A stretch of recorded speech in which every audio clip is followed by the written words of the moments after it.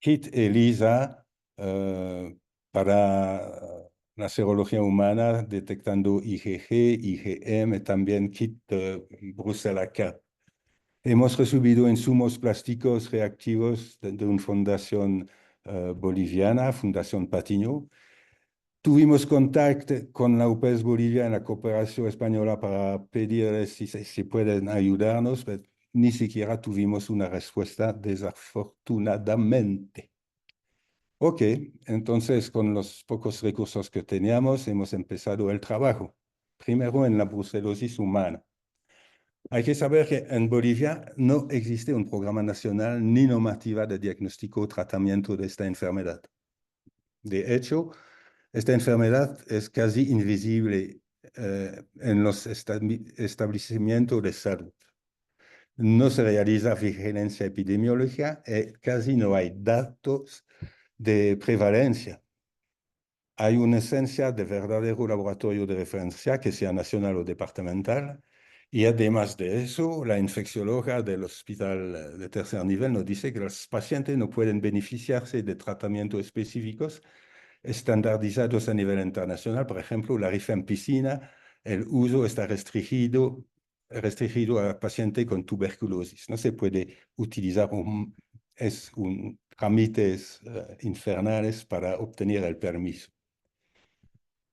Como ha mostrado Baldo, obviamente sí es la tercera prioridad de los ministerios de salud y de zona. La brucelosis no parece prioritario por comparación con la brucelosis en animales. Por ejemplo, esos son los casos humanos reportados a la OIE. En Bolivia se puede ver que no hay reporte. Hay un caso en 2017, uno en 2006. Por Ecuador, esos son los casos que fueron reportados. Y de hecho, eso conduce a una deficiencia generalizada de información. Eso dificulta la comprensión de la frecuencia global de esta enfermedad, no solamente en Sudamérica, en todo el mundo, de hecho. No hay casos reportados, no significa que no hay casos. Por ejemplo, eso es un reporte de un centro de salud de Cotagaita, que es pienso que es en la provincia del departamento de Potosí, donde hay un montón de cabras. En 2019 había como 300 pacientes afectados confirmados con el diagnóstico de brucelosis, seguramente medicensis, pero no había casos reportados. Entonces, lo que hemos hecho es, vamos a hacer un estudio de prevalencia en la población humana a riesgo de una zona lechera de la provincia cercana de Cochabamba. El proyecto fue aprobado por el Comité Científico de la Universidad Mayor de San Simón, aprobado por el Comité de Ética. Hemos recogido unas 450 muestras de sangre que se dividen en dos grupos. Casos clínicamente sospechosos que no fueron dados por la infeccióloga, y también una población de riesgo. Y en la población de riesgo hemos hecho una encuesta socioepidemiológica solamente.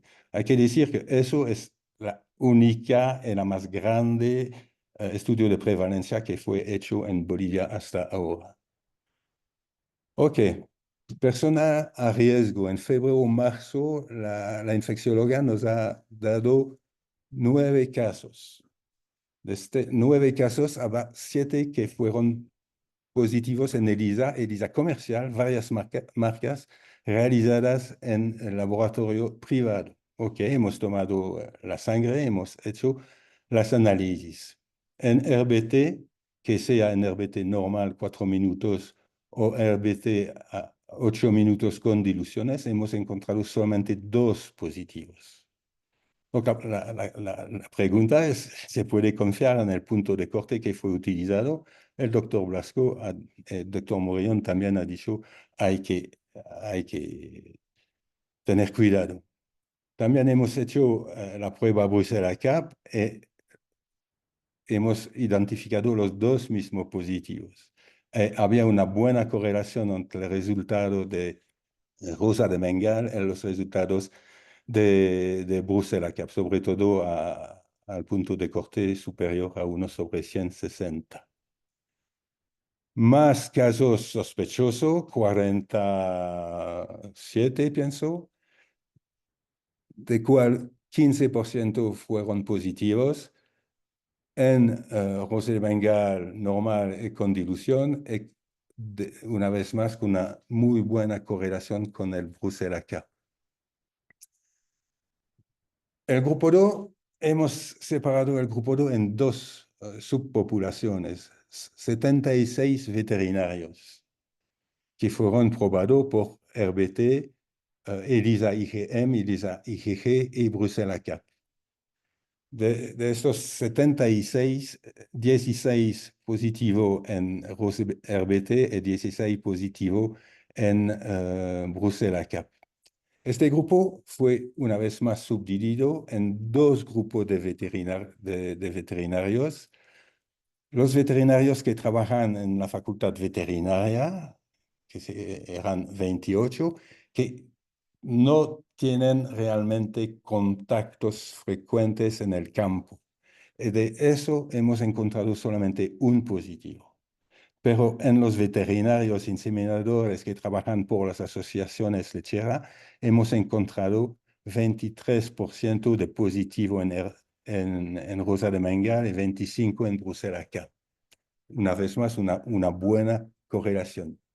En el momento de la toma de muestra, ninguno de los participantes de aquí reportaron síntomas que pudieran sugerir brucelosis. Uno estaba un poco dudoso y después developó la enfermedad y fue tratado.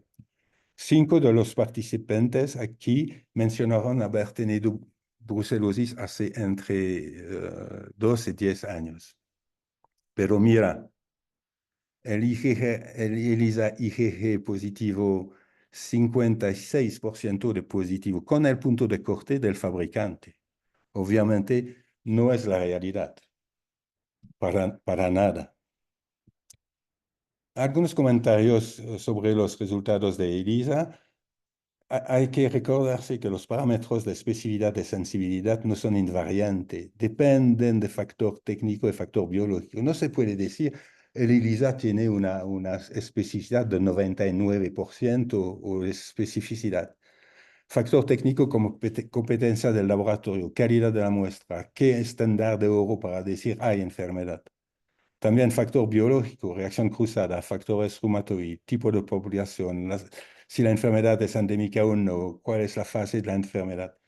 Y todo eso hace que el hecho que la especificidad y la sensibilidad de la prueba dependa de la población, no se puede aplicar un punto de corte predefinido que no fue establecido en las condiciones locales. Hay que manejar eso. El resto del grupo 2 de personas a riesgo fueron 330 personas, agricultores, lecheros, ganaderos, y de ellos 42 fueron positivos, es decir, 13%. Dos con una dilución de Rosel Bengal 1/10, la mayoría estaba con una positividad de 1/2. El día del muestreo, ninguna molestia fue reportada por el grupo positivo. Era alguna molestia como dolor de articulación o fatiga, pero que podían ser por otras cosas. Y de la misma manera, cuando hemos hablado de síntomas compatibles con brucelosis en los últimos meses, no hay realmente diferencia notable entre el grupo positivo y el grupo negativo. De esos, solamente 2 fueron, si me recuerdo bien, fueron tratados por brucelosis por la infeccióloga. 6 semanas después hemos propuesto de hacer un seguimiento de los resultados, pero solamente 11 personas vinieron para la toma de muestra. Y se puede ver que las que vinieron, los títulos han bajado. El que tenía 1/6 es ahora 1/8 y los otros 1/2. Por lo que es del estudio socioepidemiológico, que es un gran nombre. Las preguntas que hemos hecho las hemos agrupado en cuatro temáticas. Saber si conocen la naturaleza zoonótica de la enfermedad, saber si sabes algo del modo de transmisión, saber si conoces los signos de enfermedad, los síntomas en humano también, y también si conocen la existencia de una vacuna. Y los datos que hemos recuperado los hemos comparado con respuesta positiva que fueron publicados aquí, que son resultados combinados de 22 países. Y se puede ver que no, no conocen los síntomas para nada, pero sí saben que hay una vacuna y que la vacunación está obligatoria. Y eso signará que, además de promover la vacunación, el SENASA, de las vacas, el SENASAC debería también tener o implementar más información, información a los lecheros y ganaderos. Voy a decir también que si 90% de esta población consuma leche hervida, ok, hay 10% que no lo hacen, pero todos consumen quesillo fresco, hecho en casa o en la proximidad, sin pasteurizar, obviamente. Entonces, eso resalta una falta crucial de información y de conciencia. Eh, en base de los resultados que hemos obtenido, eh, hemos hace más de un año, he hecho un pequeño grupo de trabajo con el sistema de salud local de Cochabamba, el CEDES, para hacer una propuesta para la futura normativa. Y eso es lo que nos había mostrado el doctor Morillón, Rosa Mengal, negativo, positivo, dilución superior a 1/8. Ok. He puesto en gris el aislamiento porque no se hace, no hay laboratorio equipado o que le hace ni aislamiento ni tipificación de la cepa. Eso nos gustaría ser capaz de hacerlo. Entonces, por lo que es de los humanos, el take-home mensaje es que las pruebas modernas y sofisticadas no son mejores que las pruebas clásicas en términos de especificidad, sensibilidad. El Rosenbank es la prueba de elección. No se necesita pruebas confirmatorias. Es una locura en serología humana, pero sí complementarias. El cutoff de las pruebas cuantitativas deben ajustarse localmente y hay que cuidar y tal vez prohibir las pruebas de Udelson, antígeno febril o antígeno azul. Y sobre todo en Bolivia hay que desarrollar de manera urgente un programa de control de la brucelosis humana. Por, por lo que es el diagnóstico serológico, voy a decir algunas cosas para reforzar lo que ha dicho el doctor Morillón sobre las pruebas confirmatorias. Es una obsesión infundada. Eh, eso es la definición de casos que más o menos se puede encontrar en cualquier normativa aquí. Casos sospechosos con el síntoma clínica y datos epidemiológicos.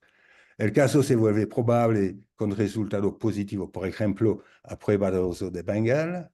En Ecuador pienso que es con ELISA de competición. Y el caso confirmado, cuando el caso probable se vuelve positivo, por ejemplo, a una prueba de aglutinación en tubo o aislamiento o PCR. Entonces, ok, ¿qué hacemos cuando la llamada prueba de confirmación no confirma nada? Por ejemplo, aquí son dos ejemplos que fueron publicados en una buena revista por un grupo que está muy involucrado en el diagnóstico serológico en humano. Está comparando los resultados del seroaglutinación en tubo, en Rosa de Bengala, en paciente con brucelosis probada por cultivo. No, está 100% seguro. Con el título normal que define la positividad del SAT de 1/60, hay 23 será, solamente 185 que son positivos, hay 23 que son negativos en SAT, pero son positivos en rusa de Bengala. Entonces, ¿qué decimos? Ah, no, al médico le decimos, no, no hemos confirmado. Ok, pero ¿de qué sirve confirmar con prueba que en este caso son menos sensibles? El SAT tiene aquí una sensibilidad de 89%, el BT una sensibilidad de 100%. El segundo ejemplo, también lo ha dicho el doctor Morillón, en los casos prolongados de enfermedad, los anticuerpos aglutinantes se vuelven no aglutinantes. Eso son 6 pacientes con anticuerpo no aglutinante en la técnica normal de SAP, pero son positivas en RBT.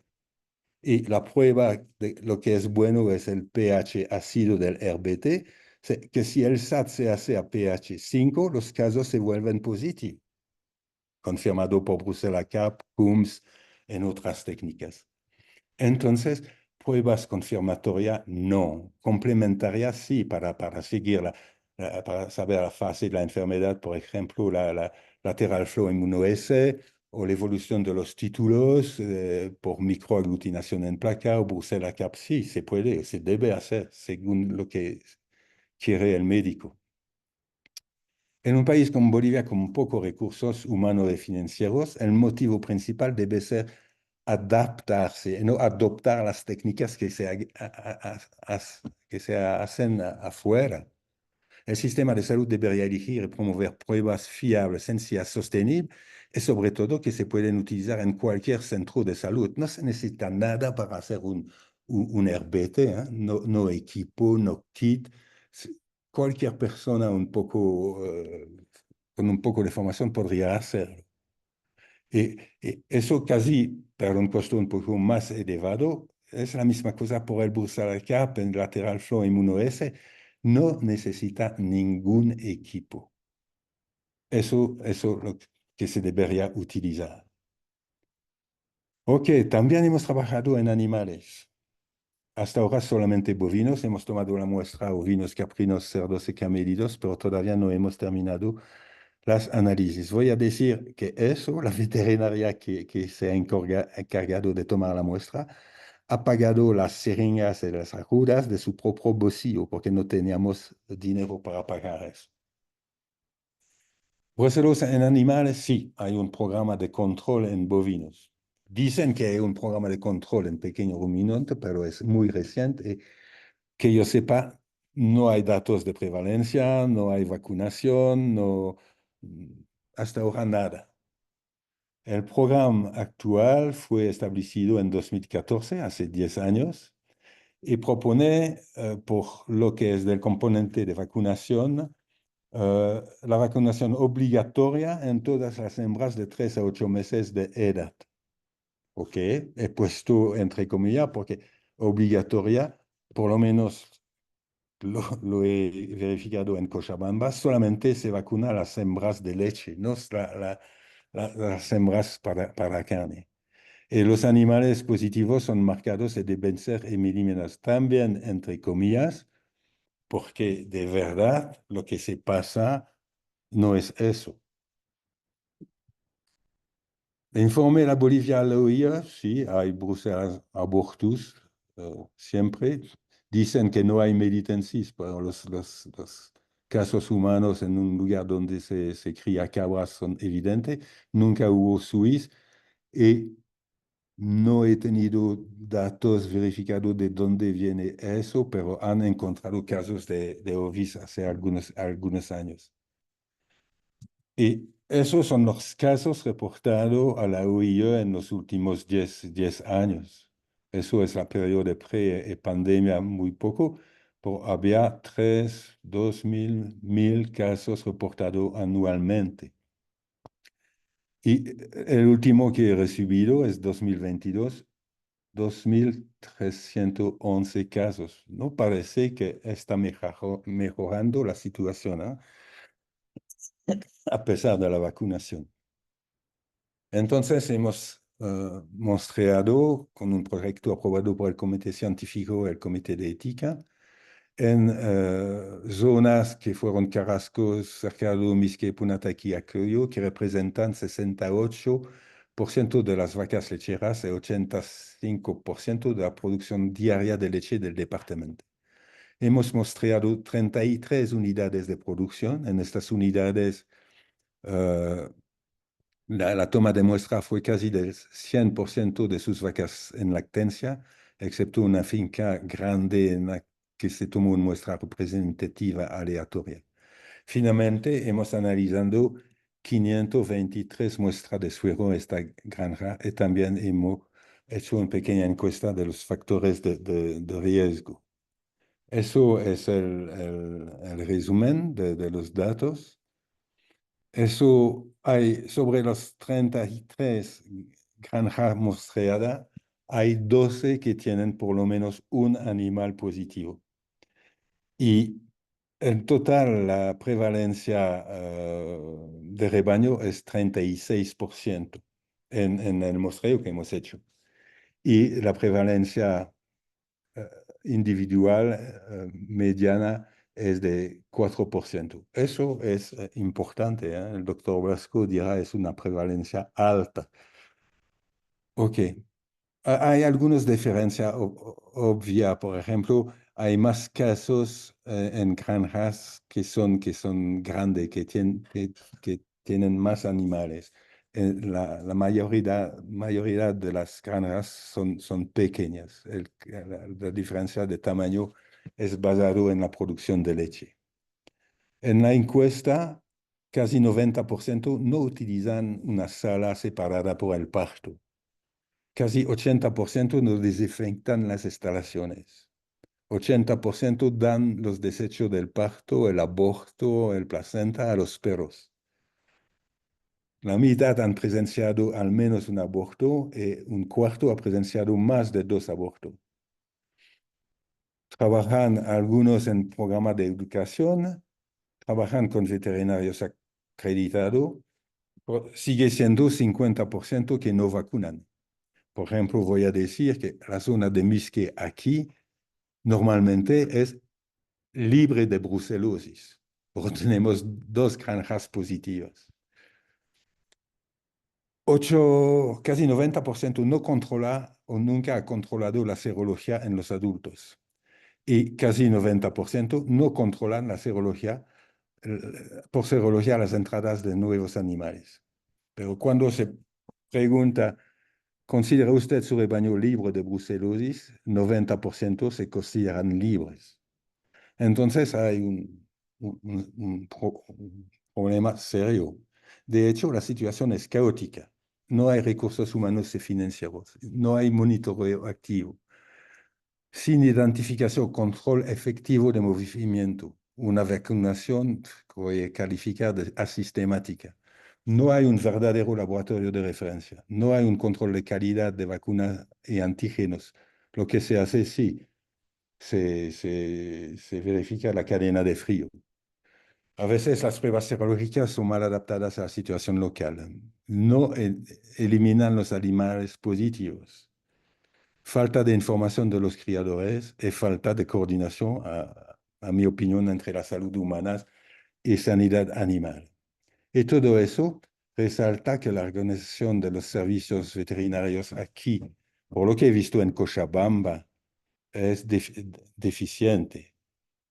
Pero eso resalta también de este estudio que fue organizado por la OIE sobre la Performance of Veterinary Service, que dice que por lo que es recursos humanos, físico, financiero, autoridad técnica y capacidad y interacción con los partenarios probables, Bolivia no está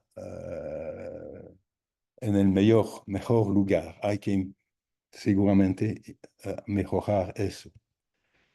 Y antes de terminar, me gusta mostrar esta diapositiva que me ha pasado Ignacio Morillón, porque me parece la verdad. Porque parece que la mayoría de las administraciones y burócratas no pueden solucionar estas zoonosis problemas. Pero la administración y la burocracia son para gente que tiene tiempo y no para gente con talento. ¿Por qué la gente con talento está tan ocupada? Pero están tratando de resolver los problemas hechos por las personas que tienen tiempo, que han hecho las normativas, que han elaborado programas que no tienen sentido. Eso es la verdad. En conclusión, aquí no necesitamos un verdadero laboratorio de referencia que hace aislamiento, tipificación, valida y controla las pruebas de los antígenos y las vacunas. Y eso está señalado en dos publicaciones. En regiones endémicas, el aislamiento del cultivo debe ser la prioridad para asegurar un diagnóstico clínico. Y también eso, el problema es la creencia falta de que pruebas sofisticadas descritos en aquellos países que trabajan donde la brucelosis ya no es relevante, son mejores. Es falso. Como resultado se descuidan pruebas simples relativamente fácil, asignando así recursos que faltan a pruebas costosas y sofisticadas. En cambio, sería sensato invertir en laboratorio local de referencia para armonizar, validar y controlar las pruebas. Eso no existe. Y por eso, seguro, necesitamos recursos. Voy a aprovechar eso para agradecer a toda la gente que participaron al estudio, las asociaciones lecheras que nos han a veces ayudado por la movilidad en locales para... Después hemos entregado los resultados a las personas en riesgos. Hemos hecho talleres de sensibilización y de información sobre la enfermedad. Eh, Solamente sin recursos, sin ayuda, nada. También debo agradecer a las personas que fueron involucradas. Patricia Rodríguez, que hace la serología con Tamia, son dos biólogas. Rocío Quinton, que es una veterinaria. José María Llanes, que es médico. Ernesto Rojas, también médico. Daniel Eid, que es el epidemiólogo. Rosario Castro, que es la infeccióloga. Y todos los amigos que sean de mi antiguo laboratorio, la Universidad de Costa Rica, del Servicio Veterinario, del Laboratorio de Referencia de Bélgica, de la Universidad de Navarra, Universidad de Zaragoza, que no solamente nos han hecho donaciones de reactivo y dado consejos, nos han ayudado a continuar a pesar de las dificultades, el atraso, las piedras en el camino que nos ponen a veces las universidades, en las autoridades. Muchas gracias a todos ellos y muchas gracias a ustedes para su atención. Wow. Muchas gracias, doctor Letson. Seguimos con el momento de preguntas. También nos acompañan doctor Blasco y doctor Morillón. Hay preguntas para ellos en el chat. Que,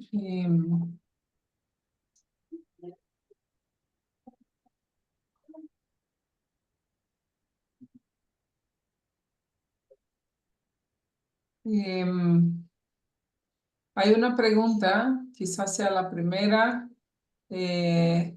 sobre realizar la medición y diferenciación de IgG y IgM usando rosa de Bengala. Quisiera saber cómo realiza la medición y diferenciación, tal cual muestra los resultados en el cuadro de resultados que mostraba antes. Y también una pregunta sobre el tipo de equipo de protección personal que usan los veterinarios, principalmente por los resultados que muestra ahí. Para el doctor Letson. Gracias. No estoy seguro de haber entendido la pregunta por el equipamiento de protección.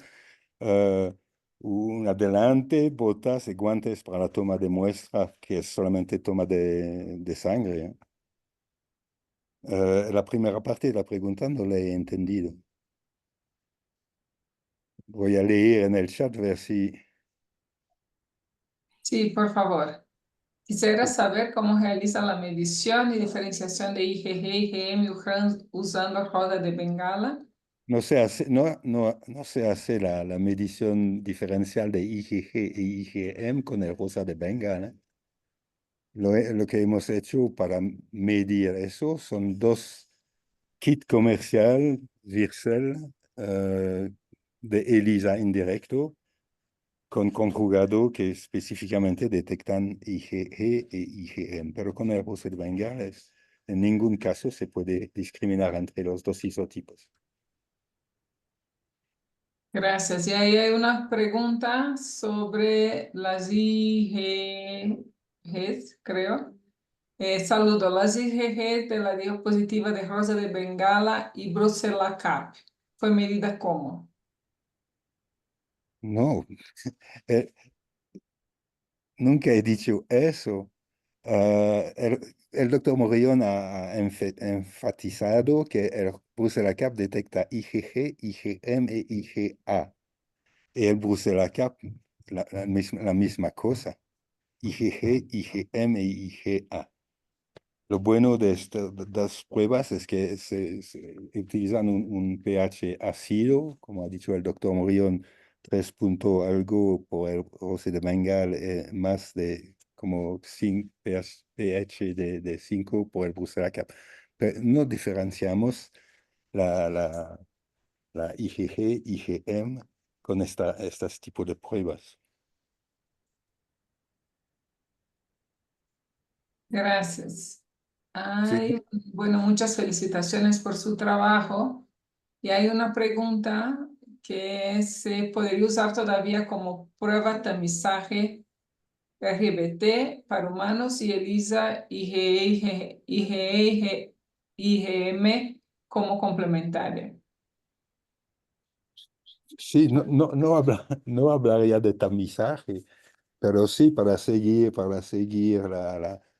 las fases de la enfermedad, el ELISA IgM e IgG puede ser utilizada, pero sin equipo vamos a tener los mismos resultados con lateral flow inmunoS. Me recuerdo que no he mencionado que en el departamento de Cochabamba se vacuna solamente con el S19 por vía subcutánea y a dosis completa. Que yo sepa, en Cochabamba no se utiliza RB51. En Santa Cruz se utiliza, pero no tengo datos, a veces en animales adultos. Si Ignacio Morillón quiere añadir algo a mi respuesta sobre el tamizaje RBT de ELISA IgG-IgM, que se Ah, sienta libre, porque él es el verdadero experto. no, está bien. No, no hay nada que añadir, es un tema claro. Lo único que me queda ahora la espina de al haber tratado de compactarles toda la información en 1 hora y cuarto, no puse prácticamente énfasis en el empleo del rosa bengala con diluciones. Sí que les llamé la atención sobre el hecho de que el protocolo estaba en material suplementario, pero no me dio tiempo a verlo. Y en el material suplementario sobre el uso de diluciones, y con la experiencia que tenemos aquí, que habría que verificarla también en esa zona, es que en los contactos efectivamente asintomáticos es rarísimo que tengamos un título en el rosa bengala superior a 1,4. Hay una tablita en el material suplementario de la presentación que resume la experiencia que tuvimos en esta zona. De hecho, la mayoría de las personas hemos dirigido los que tenían un título superior a 1/8 a la infeccióloga para parar, pero todos al momento de la toma de muestras no han demostrado un síntoma. Solamente 3 fueron seguidos más allá y 3 recibieron un tratamiento. Pero eso es la cosa del médico, no nuestra cosa. La mayoría fueron asintomáticas, ¿no?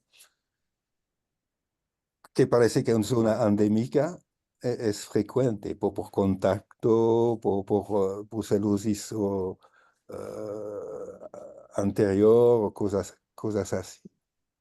Ah, la duración de los títulos a veces después de una previa brucelosis, pero Lo que significa que hay brucelosis animal en este lugar. Eh, no se contacta, no se hace seguimiento grupal en familia de los positivos, no hay contacto en el CEDES o de la infeccióloga con el SENASAC para ver si pueden hacer una vigilancia en el lugar donde hemos encontrado los positivos, no. De hecho, nosotros tampoco hemos señalado los positivos al SENASAC porque hemos prometido a los granjeros y lecheros la confidencialidad de los resultados, porque si no, no van a participar de manera voluntaria a la toma de muestras. Entonces, todo eso es fuera del radar de los organismos oficiales, que sea de salud o de salud humana o de salud veterinaria. Sí, n- hemos entregado los resultados total. Hay una prevalencia identificada de 3%, pero no con los nombres, el tipo de granja, nada.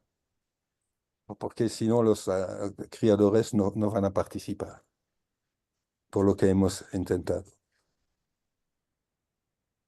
Sí, comentario nada más. Sobre los contactos, anteayer Jorge Ron nos presentó unos casos que encajan un poquito muy bien con lo que nos ha presentado el profesor Leteson. No sé si lo recuerdan, casos en Ecuador. De rosas de Bengala positivos, una seraglutinación que, bueno, habría que verla un poco con cuidado, que era negativa, y una ELISA que no recuerdo exactamente, pero que eran gente asintomática. Y una cosa que hay que saber es que quizás yo no insistí suficiente en ello, y es que el diagnóstico lo hace el médico.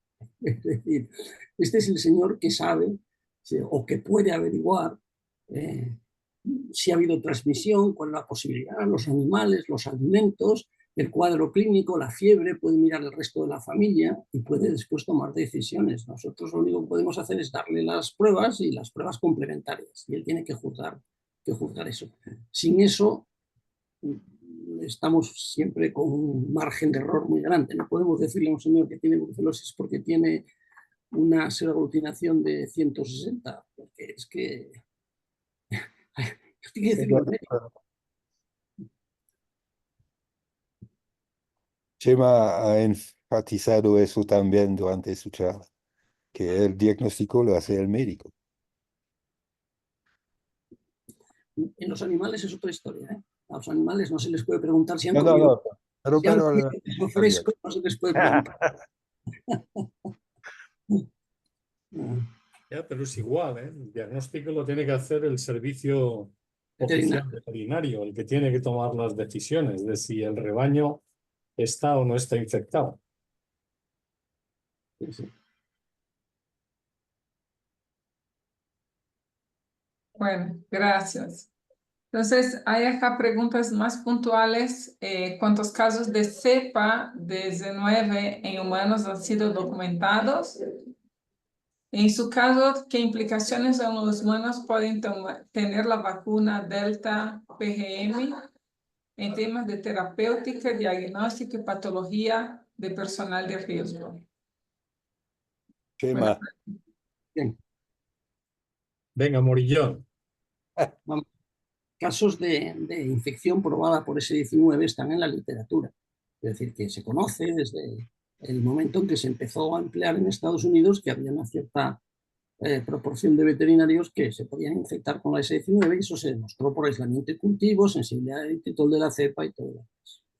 Lo que ocurre es que en el momento que se implementaron las medidas de protección personal, pues esos casos se hicieron muy raros, porque la gente sabía que se podía infectar con S19 y sabía que además podían identificarla tanto por cultivo como serológica. Bueno, eso es así. Bien, con la S19 y con la REV1. Eso también es así con la RB51. Y desde luego es así también con bueno, es que de la PGM nos movemos en un vacío de datos tan grande, lo comento después, ¿verdad? Pero de la RB51 es lo mismo. La gente se puede infectar perfectamente. Sobre todo, ¿vale? En el caso de que, bueno, como se ha vendido, porque yo conozco muy bien la literatura de RB51, como se ha vendido en Latinoamérica, de que la cepa pues, es muy poco virulenta para el ser humano, que no tiene problemas, y vaya, resulta que cuando se ha puesto a buscar la cepa, pues efectivamente ahí está. ¿Cómo se ha encontrado? Eso es interesante. No se ha encontrado por serología, se ha encontrado por cultivo. ¿Y dónde se hacen esos cultivos? En los países donde es rutinario hacer un hemocultivo ante un caso de fiebres de origen desconocido. ¿Qué países lo hacen? Muy poquitos países se pueden permitir hacer esto, ¿vale? Y cuando lo han hecho ha aparecido la RB51. Y cuando ha aparecido la RB51 han dado marcha atrás a ver dónde había salido y la han encontrado también en las. Es decir, la confianza en que la RB51 es menos virulenta para el ser humano es en sí mismo un factor que hace que la gente se infecte. Mientras que el saber que la S19 es un problema hace que la gente se proteja con más cuidado. Y es así de sencillo es el caso. Además, perdona que te... Sí. En el caso de que se infecte, Sí, la infección por S19 o por R1 se diagnostica fácilmente con un rosa de Bengala, mientras que en el caso de Delta, PGM y RB51 no hay ningún test diagnóstico capaz de identificarles, ¿no? Sí, creo haberlo dicho en la charla y haber insistido en esto en mi charla, que la RB51 prácticamente no se diagnostica más que por hemocultivo y con las incertidumbres que les enseñé que tiene el hemocultivo.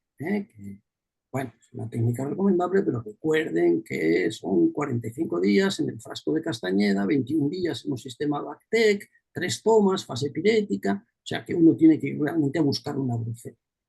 Y una infección por RB51, como bien dice el doctor Blasco, no la vas a sospechar por serología, y si le haces un cultivo a un señor y no sospechas que es una brucela, probablemente al cabo de 5 días, si tienes el sistema Bactec, digas, pues este señor tiene una infección viral o tiene cualquier otra cosa que no aparece en el cultivo, y es una RB51. Y el tratamiento también les puse una tabla al final, porque no me dio tiempo a comentarla, en que se incide de nuevo en sobre que, bueno, además es que no se puede tratar con rifampicina. Bueno, y de la delta PGM, pues es que, vamos a ver, yo me he mirado con muchísimo cuidado todo lo relativo publicado y en reportes internos del SENASA y de otros orígenes sobre la PGM y es que yo no entiendo cómo se ha llegado a comercializar esa vacuna. En primer lugar, ¿vale?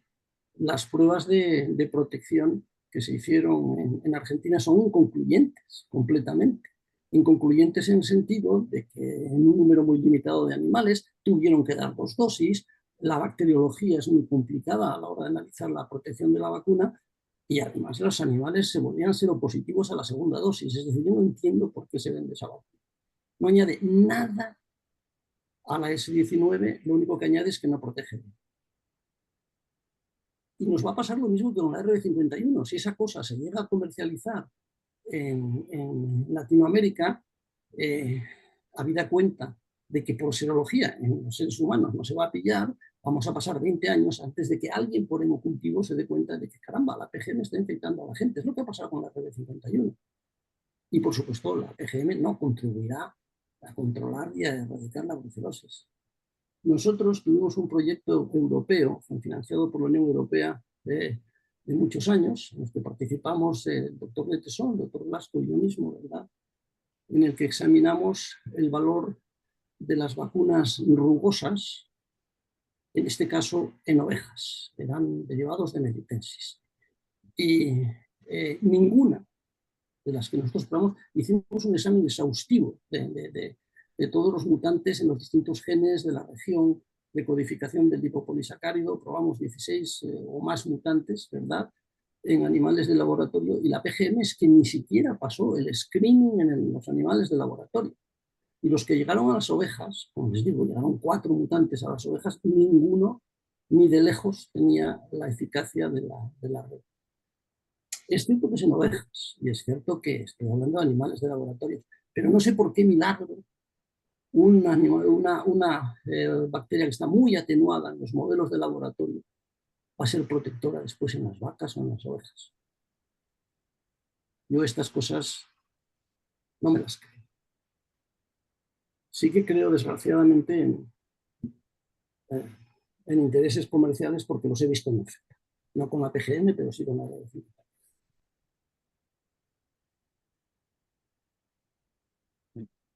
Gracias, doctor. Baldomero, creo que hay una pregunta para ti sobre las notificaciones de zoonosis de Venezuela, en especial de la brucelosis. Sí, a ver, en teoría los países tienen que reportar a OPS y OMS en el caso de brucelosis humana. Y en el caso de brucelosis animal es a través de la ONSA, de la Organización Mundial de la Salud. Eh, Se puede encontrar los datos en el sitio de WAIS. sí, perfectamente. Hay datos, hay que poner brucelosis, suis, ovis, meitensis, abortus en el país y se ve los casos reportados en la OIA cada año. Pero la situación es esa, ¿no? En el caso aparte de que en humanos es subnotificada, hay muchos países de la región donde la notificación de brucelosis humana no es obligatoria. No es. Un país como Brasil, el gigante de la región, creo que son 2, 3 estados donde la notificación de brucelosis humana es obligatoria. Entonces, pues realmente es complicado y realmente no sabemos cuál es la carga de la enfermedad. Por ahí hay publicaciones que hablan de a nivel mundial 500.000 casos por año, pero luego te dicen que está subnotificado y que puede que sea 5 veces mayores. Y luego hay otros estudios Hasta más 20 específicos para millones. Latinoamérica.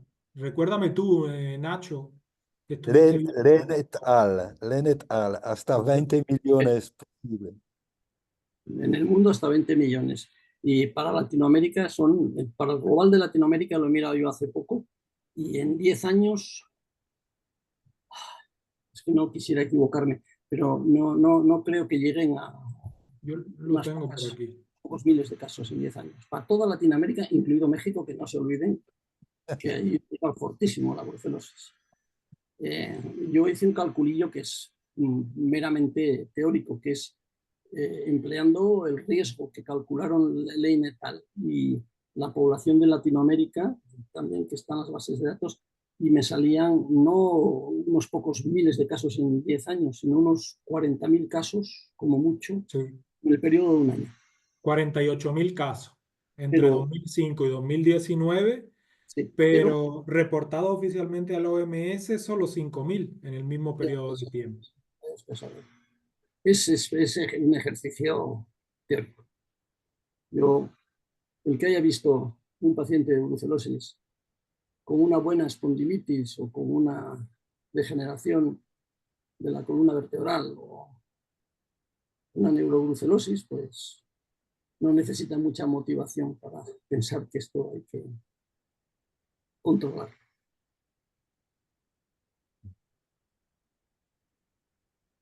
Gracias. Hay una pregunta sobre la encuesta sobre los certificados de vacunación y protocolos de brucelosis que se realizan los veterinarios de Bolivia. Y igual las guías, si ustedes hicieron alguna encuesta sobre eso, certificado de vacunación y protocolos de brucelosis que se realizan los veterinarios de Bolivia, y igual las guías de motivación que existen en Bolivia. Lo que yo sí sé es que para dar su leche a la empresa de recolecta en los centros de acopio, los productores deben tener un certificado que han vacunado su hato. Sí, eso lo sé.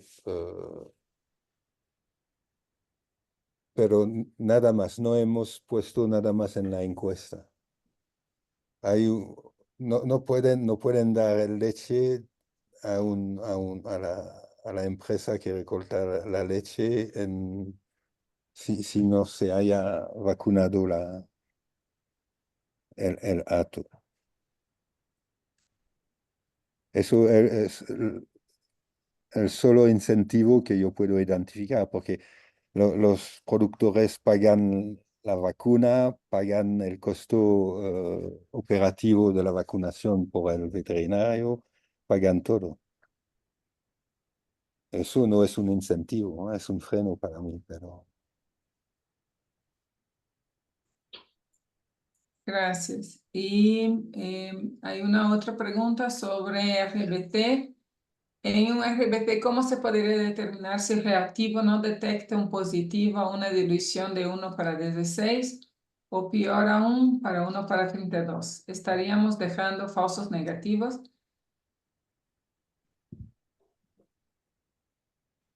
¿Quieres contesto yo, Jean-Jacques? ¿Y Bueno, cómo se podría determinar si el reactivo no detecta un positivo en dilución? vamos a ver. Nosotros, yo le puedo decir dos cosas del rosa de bengala sobre esto. Claro. En los 205 pacientes cultivo positivo que nosotros examinamos, esto que usted me comenta no existía. Es decir, no había... al 1,16 es que no es el cutoff que nosotros estimamos. Nosotros dijimos, bueno, pues alrededor de 1,4 la tenemos que jugar. ¿Vale? Más de 1,4 tienen brucelosis. Por lo tanto, con ese criterio, a 1,16 no se va a dejar usted ninguno, porque los de 1,16 negativos son positivos al 8 o a otra dilución menor. Es decir, el cutoff no es... La idea de utilizar el 1,16 o 1,32 o así no tiene sentido en el caso del rosa de bengala. ¿Vale? Es un poco, si quiere, la comparación como si me dice en la seraglutinación, si ponemos la seraglutinación a 1280, ¿cuántos falsos negativos vamos a tener? Pues montones, naturalmente, la mayor parte, pero ese no es el asunto. El asunto está que en rosa de bengala con diluciones está muy bajito el tema, está en 1,4. Bueno. Y después, empleados sin diluciones, no hay mucha experiencia del uso del rosa de bengala con diluciones. Hay una experiencia en la India, ¿verdad? Un investigador, un médico que se llama Mantur, lo ha hecho y está satisfecho con el resultado. ¿Vale? Y el otro día encontré otra, pero ahora ya no recuerdo. Es decir, no, es cierto que no está muy utilizado, ¿verdad? Creo que en África, en Tanzania, también hay un estudio también que están satisfechos con esto. ¿Vale? Pero insisto, si ponemos el título 1,4, los que son de menos de 1,4 también hay que vigilarlos. La gracia está en que los que son de más de 1,4 ya nos olvidamos de ellos, tienen brucelosis. O sea que eso es así. Insisto en que vean la tabla que está en el material suplementario de mi presentación de ayer junto con el protocolo del rosa de bengala con diluciones, y yo creo que eso contesta perfectamente a esa pregunta. La segunda cosa que yo quisiera decir es que los casos de rosa de bengala negativo en pacientes confirmados con brucelosis en España, donde, como les comenté, estábamos hablando de decenas de miles de casos, ¿verdad? Es que los hay, pero hay que buscarlos, pero vamos, con lupa por la literatura. Y los únicos que yo conozco, de veras, se corresponden con algunos casos de abscesos hepatoesplénicos, que es una complicación tampoco tan común, ¿vale? Y en los que no es que falle el rosa de bengala, es que prácticamente falla toda la serología, quizás con la excepción del pulso. Es decir, úselo con confianza, pero también con criterio. Tiene un título de 1,16, olvídense, ese señor tiene una brucelosis, sobre todo con síntomas, ¿vale? Tiene un título de 1,2 y andan con dudas, hagamos una prueba complementaria, no una prueba confirmatoria, una prueba complementaria. Y démosle al médico la información para que vea cómo es el asunto. ¿Está asintomático? Como me preguntó el otro día el doctor Román. Bueno, pues, ¿qué se hace? Nada, déjenlo tranquilo. Por precaución, examinen la gente que hay alrededor, ¿vale? Sean grupos de trabajo, sean familias, a ver qué han hecho, porque puede que por ahí salga alguno más ya con una serología más clara. Y llámenle al cabo de un mes, a ver cómo está y a ver qué pasa con la serología. Si está bien y la serología ha bajado o está igual, olvídense. ¿vale? Eso es lo que hay que hacer.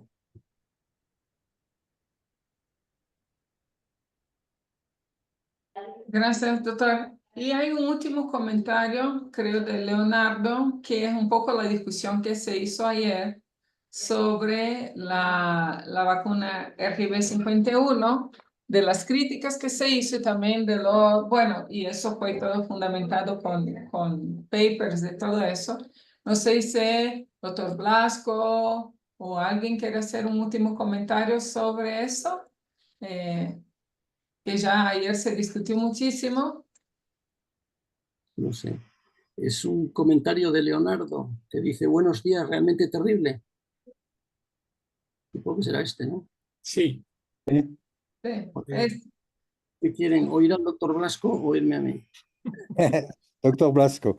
habla tú para que escuchen otra voz diferente, diciendo lo mismo, prácticamente. Pues sí que es terrible. Es terrible que se haya implementado esa vacuna y que hayamos tardado 30 años desde que apareció la vacuna en certificar lo que se sospechaba desde el principio. Porque en la revisión que hicimos, examinando todos los datos, ¿verdad?, de los experimentos controlados y de la evidencia obtenida en estudios de campo, que siempre tienen cierta incertidumbre, léanse la revisión, ¿verdad?, más algunas publicaciones que han aparecido ya más recientes, quizás hace 10 años, en Estados Unidos, ¿vale? Si lo miran con cuidado, verán que en ningún momento se pudo concluir con los experimentos controlados que esa vacuna estaba a la altura de la S19. Sí. Experimentos controlados. Si yo puedo añadir algo, Ignacio, es que lo que me molesta es que estamos hablando de país donde no hay o hay muy pocos recursos. La vacuna es 19, es baratísima. El ARV51, que a veces se da en 2 dosis o a veces se replica cada año, es una locura desperdiciar dinero con una vacuna que no aporta nada. Mejor concentrar y guardar los recursos por lo que sí se sabe va a funcionar. ¿Cuál es el precio de la vacuna RB51? La dosis. No lo sé, pero Chema. Depende mucho del país, pero vamos, del orden entre 10 y 20 veces más cara que la vacuna S19, e incluso más. En 2 dosis, a veces se No, repite una dosis. Eso es una dosis. una dosis, pero luego hay que revacunar y luego Sí, vacunar una vez al año durante un montón de años. Es decir, que es una locura. es un negocio bastante bueno. Yo acabo mi intervención. Es decir, los experimentos controlados, léanse la revisión, verán que no permiten concluir en ningún momento que la S19 es como la RB51. Siempre es inferior. Pero es que además, en experimentos controlados con la RB51, se ha demostrado que cualquier tipo de inmunidad que proporcionase esa vacuna en los meses siguientes a la vacunación desaparece en un periodo muy corto. Hay este experimento de Olsen en Estados Unidos que lo demuestra con claridad, aunque Olsen saca después la conclusión de que hay que revacunar, no sé por qué. ¿Vale? Bien, es decir, esto no protege. La duración de la inmunidad es muy cortita y es insuficiente, ¿verdad? La segunda, si mira las evidencias obtenidas en los estudios de campo, verá que hay un estudio hecho en las Islas Azores de Portugal en las que ellos dicen que la RB51 que les fue muy bien y que gracias a ello, en una de las islas, no en las otras, curiosamente, ¿vale?, eliminaron la brucelosis. Pero eso es una falacia, ¿vale? Es una falacia porque, como bien dijo ayer el doctor Blasco, al mismo tiempo que vacunan con la RB51, implementan una serie de medidas de control, higiénicas, etc. Y no hay control científico que muestre en paralelo cuál sería el efecto de estas medidas. Que esas medidas, con tiempo y con dinero, y en zonas muy favorables como una isla donde el control de los animales, vaya, no se van nadando por ahí, ¿vale?, lo tiene uno garantizado, pues esas medidas pueden funcionar. En Holanda por ejemplo, que es un país muy pequeñito, muy bien organizado, no sé si lo conocen, es una preciosidad, con carreteras por todas partes, donde es que no es que los animales no se puedan mover, es que casi no se puede mover la gente, ¿vale? Acabaron con la brucelosis sin vacunas, simplemente con ese tipo de medidas. Y lo mismo ocurrió en otros países del norte de Europa. Eso sí, un montón de dinero, servicios veterinarios espectaculares, un control de animales, algo que nosotros, por ejemplo, en los países latinos, vamos, era ciencia ficción para nosotros hacer eso sin vacunas, ¿vale? Por lo tanto, mucho cuidado con estos casos en los que dicen que la RB51 ha funcionado en sitios muy concretitos, ¿eh? Porque si examinan la evidencia científica seriamente, verán que eso no es así, ¿eh? Que eso no es así. Léanse la revisión. Y por último, ¿vale?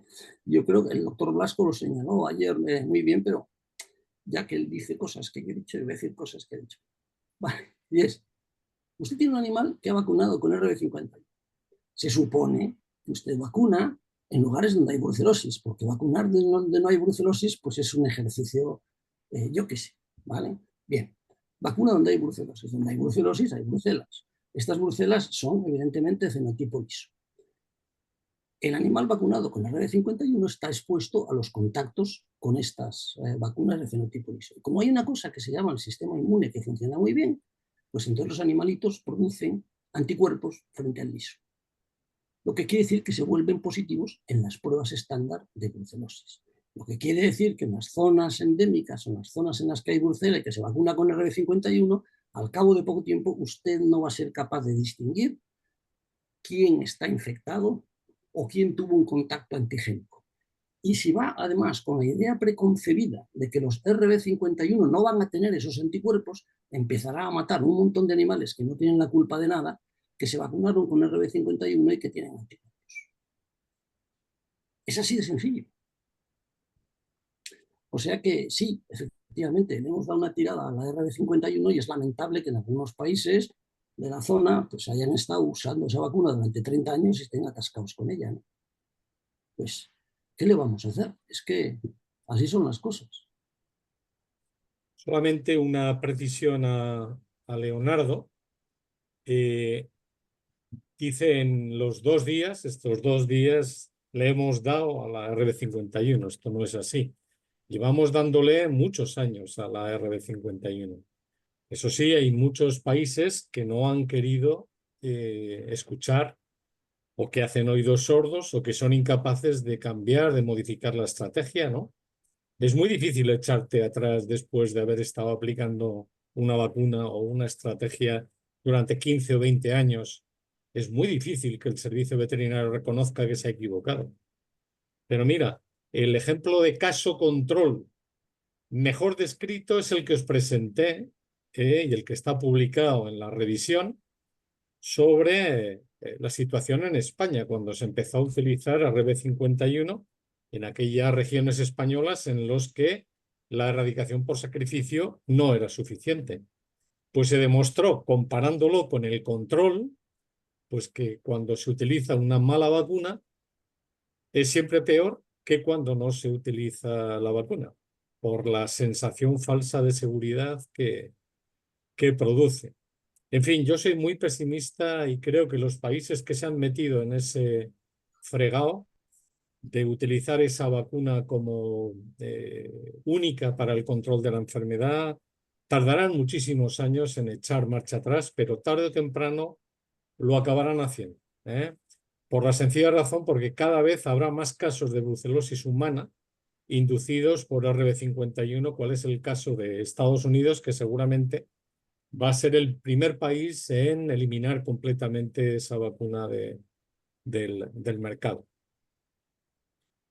Hay una última pregunta que he visto ahí de una tal Sandra Cortés. Yo creo que, Sandra, por favor, deberías leer las revisiones que hemos recomendado leer, ¿eh?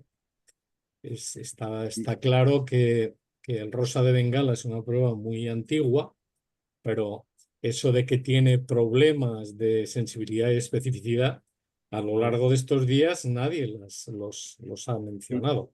Y No sé además de qué, esto, hemos hablado de Bruselas CAP, hemos hablado de Lateral Flow Immuno-S, eso hemos es. hablado de ELISA, IgG, IgM que hay que adecuar, hacer adecuada en las situaciones locales.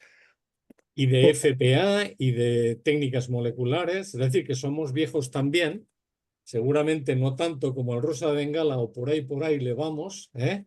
Por ahí le vamos, ¿no? Pero Pero con, también conocemos el FPA, la biología molecular, y lo que te recomiendo, por favor, Sandra, es que leas cuidadosamente las revisiones, las publicaciones que yo el primer día colgué en el chat y que supongo que Valesca os puede hacer llegar.